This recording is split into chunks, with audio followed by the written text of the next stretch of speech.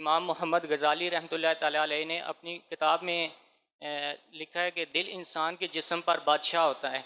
तो ये पूरा जिस्म उसकी अताअत करता है। तो दिल की इस्लाह किस तरह मुमकिन है? दिल की इस्लाह के लिए हमें कौन सा तरीका अपनाना चाहिए? और मेरे दिल पर रूहानी नज़र डालें, अल्लाह ताला दिल के अमराज से महफूज फरमाए। माशाअल्लाह।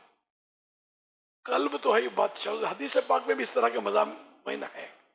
तो यहाँ हम लोग जमाए हुए हैं, दिल की इस्लाह हो जाए, जाहिर के साथ साथ बातिन की इस्लाह हो जाए, 3 दिन के लिए या जिस तरह आप तशरीफ लाते हैं, दावत इस्लामी का काम करते रहेंगे और मुताला भी जारी रखेंगे और बतकल्लुफ़ अमल की तरफ राग़िब होंगे, इंशाअल्लाहुल करीम दिल की इस्लाह भी होती चली जाएगी। सोबत अच्छी होनी चाहिए, पूरी सोबत में दिल की इस्लाह तो बाजार उम्मीद नहीं है इसकी।